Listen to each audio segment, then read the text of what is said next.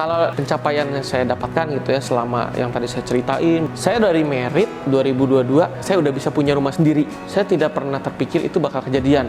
Itu pencapaian menurut saya satu yang paling, kalau ngomongin material itu salah satu yang paling saya nggak expect. Karena 2022 waktu saya pindah ke daerah Jakarta Utara, Muara Karang, waktu kritis gitu ya, ditanya satpam gitu ya, "Oh Pak, ini mau beli rumah di sini?" "Enggak, saya masih ngontrak dulu. Tapi saya rencana mau lihat dulu Pak, 1 tahun ini ngelihat kalau cocok saya baru beli rumah di sini," gitu. Kejadian. Itu saya benar-benar nggak nyangka, cepet ya. Rumah di daerah sini itu pasarannya 3-4 M. Terus yang saya senang lagi pencapaian terbesar, saya tadi bisa ngidupin karyawan saya itu, ngasih mereka bonus komisi. Tahu nggak komisi mereka berapa? Itu rata-rata komisinya mereka yang ngomongin tim sales ya, itu bisa 5-10 kali gaji UMR Jakarta. Kira-kira penghasilannya besar atau kecil, Mas? Besar. Dan tim-tim saya di kantor nanti bisa lihat itu masih muda-muda. Rata-rata di bawah 20, ada yang papanya supir angkot, ada yang dari rantauan orang Solo ke sini nggak punya uang sama sekali. Sekarang udah mau beli rumah gitu. Mereka bisa hidupin keluarganya dari yang nggak punya. Dan buat saya ya tadi, saya sampai udah nggak ngeliat saya sebenarnya apalagi gitu. Ini orang-orang yang kerja di saya,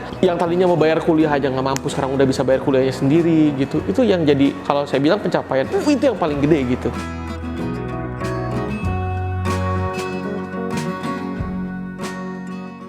Nama saya Jeremy. Nah, di sini saya kalau boleh dibilang ya pengusaha kecil-kecilan lah. Saya tuh dari Bandung asalnya. Jadi ngerantau ke Jakarta tahun 2015 dan sekarang udah netep di Jakarta. Dan kita di sini sekarang tuh fokusnya digital agency. Nah, yang mungkin juga teman-teman di sana juga banyak yang bingung gitu. Jeremy, usahanya gimana? Nah, saya itu sebenarnya usahanya itu lebih banyak ngebantu orang untuk ngurusin digital marketingnya lah. Yang biasa kita kerjakan, itu gampangnya kita dipanggil, "Pak Jeremy, bisa bantu nggak buat ini, ngurusin digital marketing? Berapa biaya konten?" Ditanya gitu. Biasanya gitu kan, "Berapa biaya iklan?" Saya langsung bilang, kita nggak kayak yang lain digital agency, punya price list gitu, jasa posting per hari berapa. Nggak, langsung, "Mau dibantu? Yuk ngobrol dulu deh." Saya nggak punya proposal. Saya nggak punya proposal paten. Lucu nggak? Saya dari 2015 sampai detik ini, saya nggak punya proposal yang ada package gitu, nggak ada. Ngobrol aja kayak gini. "Oh ya, salam kenal," gitu. "Oke, kenapa Pak?" "Oh, saya punya perumahan nih, misalnya perumahan nggak laku. Iklan saya ini udah lakukan segala cara, tapi intinya saya nggak puas." Saya tanya dong, udah jadi kayak konsultan bisnis, saya tanyain, jadi saya tuh ngebedah dulu mereka sebenarnya butuhnya apa. Karena mereka datang ke saya pengen TikTok konten, biar saya penjualan naik gitu kan. Saya bilang, saya bukan ahli TikTok pertama. Kedua, emang kalau saya bantuin bikin konten TikTok tiap hari, jadi sukses tuh gimana? Dia juga bingung gitu ya, katanya orang dari TikTok, ya enggak. Makanya saya bikinin plan, "Pak, itu aja Pak, Bapak kan tiap hari, misalnya properti ya, Bapak kan leads yang masuk setiap hari dikit, cuma 10. Bapak bakar duit misalnya sampai 1 juta. Berarti tuh biaya mendatangkannya mahal nih. Udah aja saya yang kelola ya Pak ya. Biaya untuk mengelola ini, itu kurang lebih sekian. Udah saya yang iklanin, saya yang bantuin bikinin kontennya. Dengan budget yang sama Pak, 1 juta. Itu Bapak bisa datangin 30 orang misalnya dengan pengalaman saya nih. Ini pengalaman saya, dan bahkan Pak, nanti saya bisa bikinin kelas biasanya. Saya kasih ide Pak, gimana kalau saya bikin kelas tentang propertinya Bapak. Jadi uang yang tadi kita keluarin 1 juta tadi, malah Bapak ngiklan 1 juta, malah dapat duit 2 juta kadang-kadang. Bapak malah nggak keluar duit. Dan ketika Bapak nggak keluar duit, saya gulung terus Pak. Data yang tadinya masuk cuma 10 sehari, saya pegang jadi 30. Kalau tadi duitnya masuk gulungan ya bisa jadi 300 Pak. Itu yang biasa kita kerjain. Tapi memang mostly klienku manusia lagi yang dijual.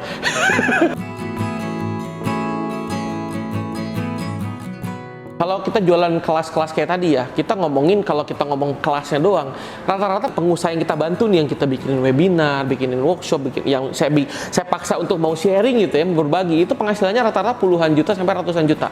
Baru dari kelasnya doang. Paling jelek-jelek aja, ini kalau ngomongin udah profit gitu ya, kurang lebih setiap bulan 10 juta ngantong. Kebayang ya, ini baru ngomong itu, tapi kan afternya masing-masing pengusaha tadi atau pembicara tadi kan punya bisnisnya masing-masing. Ada yang punya bisnis kuliner, bisnis hotel, bisnis developer perumahan, properti Indomaret, ada lagi yang trading, saham, forex, semua. Para pelaku bisnis yang dalam itu pasti tahu berapa untungnya dari bisnis itu kan. Nggak usah yang jelasin, pokoknya keren. Bisa jualan kelas tadi tuh yang menurut saya itu salah satu yang gebrakan gitu. Kita modalnya apa sih ngajar gitu? Modal ilmu gitu. Memang kita nggak bisa bilang kita modal ludah gitu kan. Enggak, kita modal ilmu loh. Kita darah perjuangan kita share gitu. Dan itu modalnya relatif kecil daripada kita usaha yang produk ya. Produk juga bagus, tapi kalau saya kan karena ahlinya di sini ya saya bilang ini yang bagus lah. Sengaja saya udah buktiin, saya hidup cukup. Yang saya bantu cukup. Ada happy lah hidupnya. cukup lah. Sekarang yang bertahan itu kurang lebih kalau pembicara 20-an, kalau untuk kayak perusahaan-perusahaan, bisnis itu juga paling cuma berapa belas sekarang yang kita pegang, nggak terlalu banyak. Kalau ditanya udah berapa yang dibantu, itu bisa hampir 100 dari 2015 sampai hari ini. Banyak yang saya bantu, banyak juga sih yang nggak lanjut gitu ya, kan gara-gara ada COVID tadi, ada yang udah bisa sendiri, dulu kita bantuin bikin konten, saya udah punya tim konten, nggak butuh lagi Pak Jeremy, ya, tapi yang bertahan puji Tuhan ada 30-an lah total.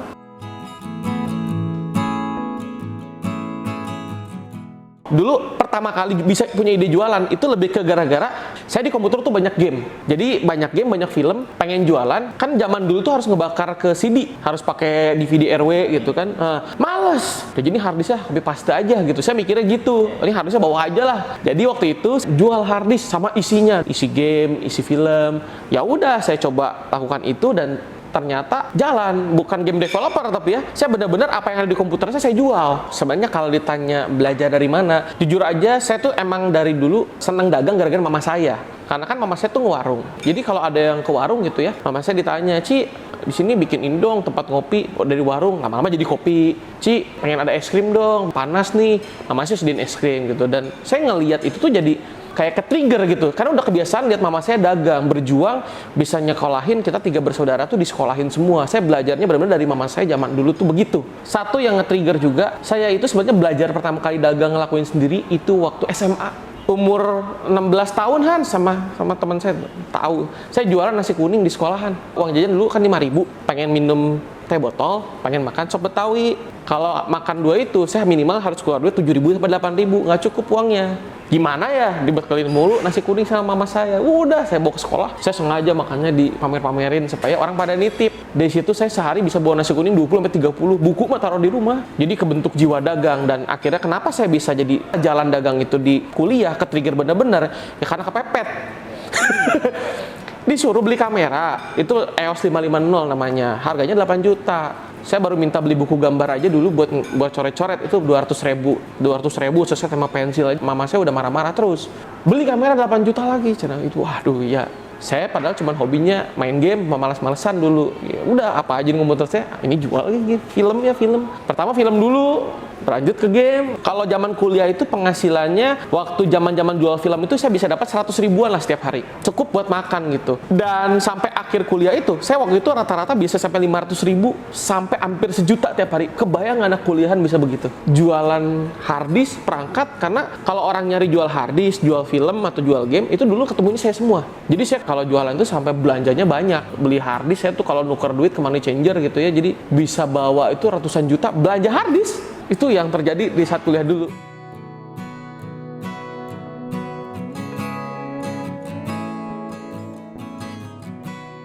Jadi waktu saya udah mulai ke Jakarta itu kerjaan saya fokusnya bantu orang. Dan setiap kali saya bantu orang, problem solving masalah orang gitu. Entah itu masalah misalnya susah jualan, entah itu masalahnya gimana caranya supaya bisnisnya jadi rame. Tapi ya selama problem itu masih ada, ya saya masih diperluin gitu. Sampai hari ini pun saya masih dicari orang gitu. Wah, kalau lihat WhatsApp nggak habis-habis gitu kan. Itu karena akan selalu ada di luar sana orang-orang yang butuh gitu. Gimana nih caranya nih biar bisnisnya rame, biar dapat lead setiap hari kan. Rata-rata sekarang ini udah ngiklan rugi nih, gimana ya, tanya si Jeremy lah yang gitu-gitu. Atau enggak, bisnis sepi nih, lu iklanin digital marketing ke si Jeremy gitu. Nah itu selama masih banyak yang kayak gitu di luar ya saya akan dibutuhkan. Dan sampai hari ini ya puji Tuhan kepake gitu. Saya setiap minggu ada aja gitu yang bisa dikerjain. Jadi saya nggak pernah berkekurangan gitu. Dan selama kita konsepnya pengen nolong orang, dan kita juga nggak terlalu profit oriented, profit wajib ya, tapi nggak profit oriented, itu pasti bisa bertahan bisnis. Karena kalau kita terlalu profit oriented juga kan ya gimana. Kalau kita terlalu mulia pengen bantu orang tapi nggak mikirin profit juga ya juga percuma gitu, jadinya naif gitu kan, nggak ada duit mau nolong orang mana sih gitu. Nah itu sih sebenarnya kuncinya ya. Nah kalau kita ditanya gitu ya, Pak Jeremy enaknya sekarang tuh sebenarnya usaha apa sih gitu ya. Kalau dibilang usaha apa yang enak, kalau buat saya sih ya usaha kayak jualan kelas, kalau nggak jualan jasa, karena memang bidang saya. Karena edukasi itu nggak pernah mati ya kan, dari zaman dulu sampai sekarang selama kita bisa ngajar itu kan bisa jadi duit gitu. Nah cuman balik lagi, kan nggak semua orang bisa bakat ngajar. Banyak juga jualan produk sukses, jualan apa juga sukses. Nah sebenarnya bukan sebaiknya usaha apa, tapi lebih baik apa sih sekarang yang dilakukan supaya kita bisa adaptasi terus. Karena sekarang itu kan gila shiftingnya, tiap tahun ada yang baru gara-gara AI. Iya kan, jadi orang yang tadinya bikin konten prosesnya 3 hari, sekarang jadi bisa 5 menit gitu. Bikin draft konten begitu banyak, tinggal tanya ChatGPT. Terus lihat sekarang, mau jualan offline di Tanah Abang, mau jualan baju apa, kalau kita nggak nguasain ilmu live di TikTok, ilmu live di Shopee, kelibas juga. Berarti sekarang sebenarnya usaha apa aja bagus. Tapi yang penting itu gimana cara kita adaptasi gitu. Nah kalau edukasi itu akan selalu ada, tapi adaptasi yang jadi kunci gitu. Strategi yang saya bisa bagiin, yang mungkin ini bisa bermanfaat buat teman-teman di naik kelas, itu adalah ya tadi, teman-teman pastiin sekarang tuh bisa mengedukasi. Karena kan apapun produk yang dijual oleh teman-teman kan minimal teman-teman harus bisa jelaskan kan. Mau jualan jasa, mau jualan produk ya bisa jelasin dong. Ini misalnya gelas gitu ya. Oh gelas ini terbuat dari ini bahannya beda ya. Harus bisa ngomong dong. Nah kalau udah bisa ngomong, coba jual ilmu itu. Ilmu yang sekiranya bisa bermanfaat buat orang banyak gitu. Kalau misalnya teman-teman jualannya kayak saya, jualan jasa digital marketing, ya saya akan bagikan bagaimana cara melakukan digital marketing seperti apa yang saya lakukan sekarang. Gimana sih caranya ngiklan, gimana caranya pakai AI biar bikin kontennya cepet, gimana caranya supaya kalau iklan tuh nggak boncos, terus gimana caranya kita biar bikin tempat rame Google-nya bisa nomor 1 gitu. Nah, ketika kita udah melakukan itu kan pasti nanti banyak yang konsul sama kita. Jadi klien kita. Kalau teman-teman jualan produk juga ya jualan sesuatu yang berhubungan gitu. Edukasi yang berhubungan. Itu tips yang bisa saya kasih karena dengan melakukan hal-hal yang tadi saya bilang itu bisa mengurangi biaya marketing bahkan bisa surplus. Dapat prospek, bukannya keluar uang tapi malah dapat uang.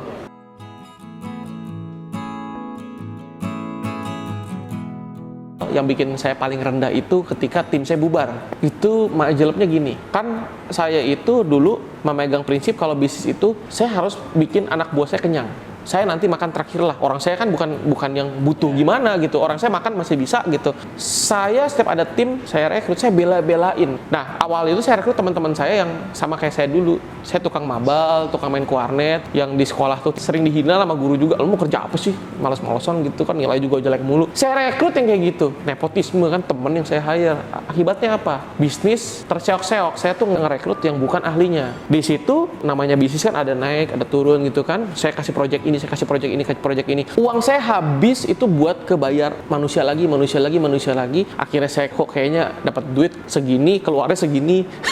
Ya harusnya keluar segini mulu. Dan ketika yang masa pandemi itu, ketika saya udah secara finansial udah kacau gitu ya, saya juga, saya sampai harus gadain mobil dulu nih buat bayar gaji tim karyawan. Karena saya waktu uangnya nggak cukup semua. All in buat bayar sewa coworking space, saya sewa tempat lagi gede gitu kan, udah nekat invest sana sini. Saya bela-belain begitu, tim saya bubar. Maksudnya pada kayaknya gajinya di sini kecil. Di luar sana emang gajinya lebih gede gitu. UMR di saya udah cukup kali, maksudnya. Itu down-nya tuh nyesek kok ketika misalnya gue bela-belain lu saat gue titik terendah, lu ninggalin gue gitu. Nah, waktu itu yang bertahan cuman sedikit. Jadi cuman 2-3 orang yang akhirnya kita pindah bareng waktu itu. Padahal waktu itu sebelum saya sampai benar-benar titik terendah itu ya. Jadi apa yang saya punya saya sampai ngutang, saya buat sewa kantor baru supaya waktu pindah tuh seenggaknya mereka dapat kehidupan yang lebih layak. Karena saya tuh kalau misalnya siapin perangkat buat mereka kan bekas-bekas ya. Kalau yang ini saya beliin yang lebih spek tinggi gitu yang ya, jadi kalau lu pindah kita perangkatnya lebih bagus buat support gitu. Di situ saya ditinggal. Bengong saya kan.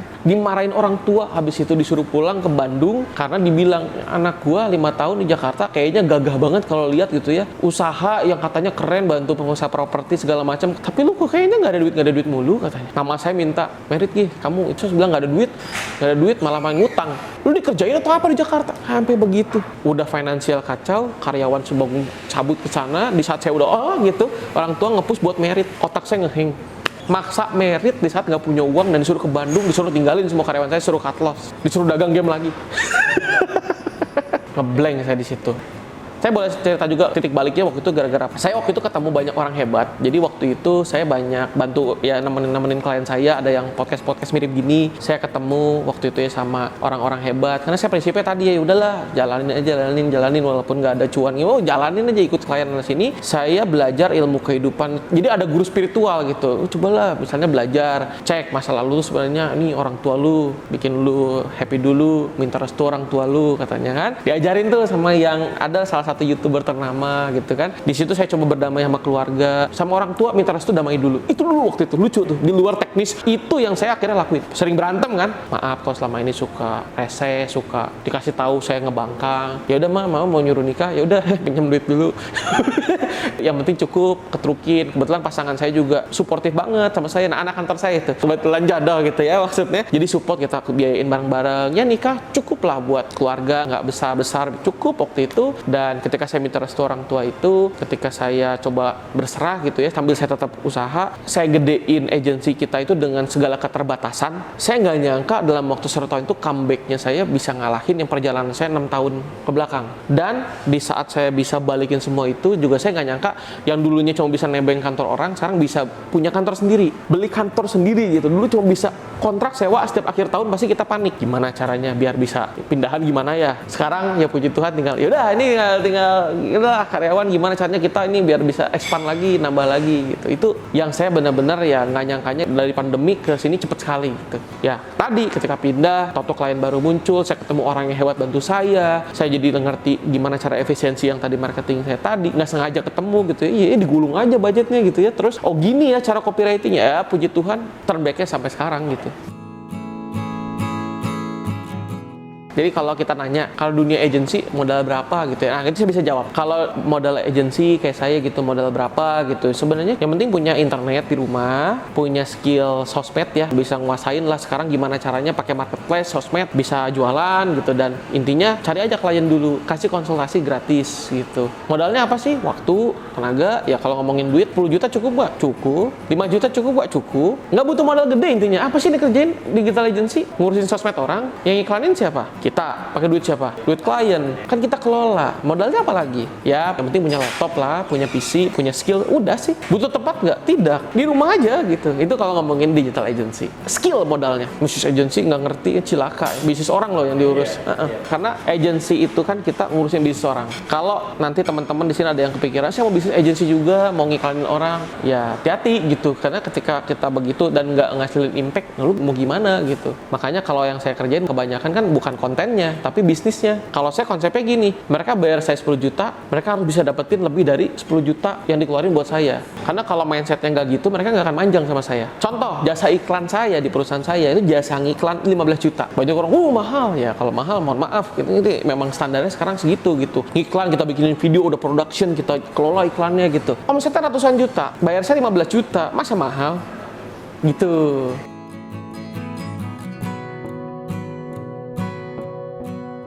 Prinsip saya kalau misalnya kerja itu ya kita bantu orang harus pakai hati gitu. Kalau saya gitu ya, misalnya setiap kali saya ngerjain sesuatu, saya konsepnya adalah saya selalu harus gimana caranya ini bisa bantu dia, nggak boleh sampai dia kecewa. Kalau saya sih nggak muluk-muluk ada prinsip yang gimana gitu. Saya pokoknya kalau kerja bantu orang ya saya pengen dia sukses, titik. Kalau saya sih gitu, jadi nggak tahu kalau teorinya ngomongnya gimana. Dan saya itu memegang prinsip itu dan puji Tuhan berbuah sampai sekarang. Karena saya dulu kan bantu teman saya dulu yang Madesu gitu ya, saya kasih game. Saya belum cerita intinya saya kasih game ketika yang dari orang Ciamis itu yang jadi papa angkat papahnya itu karena saya bantuin anaknya dari yang dulu nggak naik kelas, SD nggak naik kelas, SMP nggak naik kelas, SMA nggak naik kelas, kuliah juga out gitu ya. Saya bantu bikinin usaha. Ternyata dia jadi banyak duit waktu itu ya, lebih banyak daripada saya waktu saat kala itu ya. Saya dibilang makasih, gara-gara dia saya jadi bisa cerita. Saya bisa loh bikin sukses kayak gini loh. Ini saya yang bantuin loh. Saya dapat klien-klien banyak kan.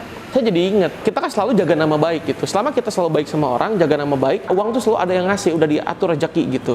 Jadi jangan sampai niatnya mau ngerugin orang, niatnya bantu orang aja gitu. Rezeki ada yang ngatur, ya kita jangan salah hitung aja. Kalau dari sudut pandang faktor kesuksesan mereka, yang paling utama adalah karena mereka itu akhirnya bisa dapat calon prospek tiap hari. Kan banyak yang bilang ya faktor sukses itu adalah kerja keras, kontennya harus beda, apapun lah itu ya. Ya sebenarnya saya punya kok klien yang kerjanya pakai hati, hebat gitu ya. Tapi ketika kontennya, iklannya nggak naik, maksudnya belum kena lah ke masyarakat, selama data lead sedikit ya jadinya nggak sukses. Tapi kalau kita udah ketemu cara dapetin prospek tiap harinya berhasil gitu ya, kita bengong doang calon prospek tiap hari nanya kita ada mau beli gitu kan, ya pasti sukses lah gitu. Itu sebenarnya faktor utamanya di situ tuh. Biar dapat prospek banyak yang tadi harus ngerti caranya bikin kelas. Kalau cara saya, to the point. Pak Jeremy, tapi kan bisa juga ngendorse, bayar orang atau enggak bakar duit aja di iklan. Iya, aja. Masalahnya teman-teman di luar sana, para pengusaha budgetnya berapa? Marketing itu terukur. Contoh, punya budget 1 juta rupiah. Pengen bisa dapat prospek tiap hari, ngiklan dong. Atau mau bikin konten tiap hari, terserah gitu, 1 juta. Kalau pakai iklan tuh terukur. Misalnya biaya per satu orang lihat 10 rupiah. Berarti kan jelas 1 juta rupiah bisa bikin orang lihat 100.000 kali. Jelas nggak angkanya? Sekarang kalau punya 1 juta rupiah, oh saya nggak mau pakai iklan mahal misalnya. Padahal dia nggak ngerti mahal itu apa definisinya. Terus dia posting rajin aja, posting tiap hari di IG. Waktu kamu dihitung nggak? Emang kamu viral itu gampang? Gini doang viral? Enggak. Jadi kuncinya ya harus ngerti caranya bikin kelas, tapi jangan pakai duit. Bisa. Karena kalau nggak ngerti cara bikin kelas, artinya yuk pakai cara biasa. Ya cara biasa boleh, bikin konten, bikin apa. Tapi kalau cara saya yang terbukti paling cepat 1 bulan aja bisa rame, bisa prospeknya muter terus, malah dapat duit, ya bikin kelas. Bikin kelas ruginya apa? Nggak ada ruginya. Sekarang kalau ada yang ngatain, ih jualan kelas gitu, emang gue perbuatan yang haram jualan kelas? Saya ada kelasnya, tadinya saya mau ngasih gratis, tapi sekarang saya set bayar. Kelas itu kan dijual 100.000 itu tujuannya adalah supaya pertama bisa mengurangi kos saya. Kedua, saya bisa filter orang-orang yang datang itu yang berkualitas. Saya nggak mau orang yang cuma datang dengerinnya juga setengah-setengah sambil ngupil, sambil makan, karena nggak bayar biasanya kan, jadi nggak serius. Saya pengen yang datang yang bayar. Tapi kalau ada yang bilang bisnis utamanya kelas, lo ambil aja duitnya lagi setelah ikut kelas. Kalau memang lo bilang materi gue jelek gitu, saya berani kayak gitu. Bikin kelas itu nggak akan pernah rugi, tidak salah menurut saya pribadi. Selama tujuannya tadi bantu orang. Kalau saya prinsipnya ya bantu orang lah. Mau jualan apa juga, ini bantu orang nggak? Harapan saya buat teman-teman naik kelas yang udah dengerin dari awal sampai habis ya, denger curhatan saya gitu ya. Semoga teman-teman di luar sana nggak patah semangat ya kalau denger isu-isu sekarang Indonesia bukannya generasi emas lagi, katanya lagi makin susah, katanya bakal resesi lah, usaha kata orang lagi sepi, segala macam. Tenang, itu kan buat mereka yang nggak ngerti. Kalau buat saya, usaha mah naik terus gitu. Yang penting kan tahu aja gitu gimana caranya nih kalau lagi turun, apalagi kondisi begini, apalagi mau AI, bentar lagi pekerjaan akan diganti gitu. Teman-teman jangan putus asa, belajar adaptasi, terutama AI ya. Jangan sampai teman-teman nggak melek teknologi. Teman-teman pengusaha terutama nih ya, jangan remehin ini AI, apa pelajari benar-benar, jangan sampai telat, supaya teman-teman nanti kalau misalnya nanti udah muncul lagi nih cara baru marketing, cara apa, teman-teman tuh bisa manfaatin tools-tools yang sekarang ini. Itu yang saya bisa tekenin. Dan kalau teman-teman memang mau tadi kayak saya, apa yang saya lakukan ya, belajarlah berbagi, bikin kelas. Kalau misalnya nggak suka, nggak usah denger. Kalau suka, ya tonton gitu. Teman-teman harus berani mulai dari sekarang. 90% yang saya jual tuh cuma nge-zoom 2 jam.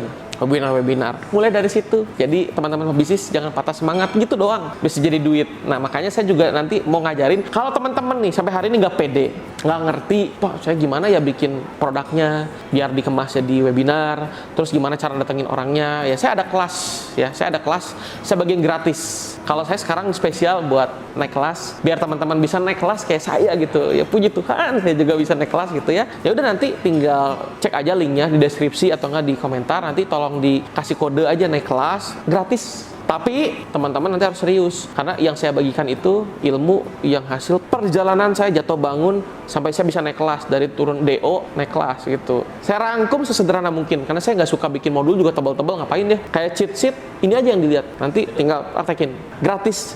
Paling juga 1,5 jam, nggak akan makan waktu lama. Belajar aja di situ. Semoga itu bisa berguna buat teman-teman naik kelas, pengusaha-pengusaha, supaya bisa survive lah. Thank you. Buat teman-teman yang mau naik kelas, semangat ya, karena perjalanan mungkin nggak semudah yang dibayangkan. Nggak apa kata motivator gampang, nggak gampang, tapi ayo semangat gitu buat teman-teman yang mau naik kelas.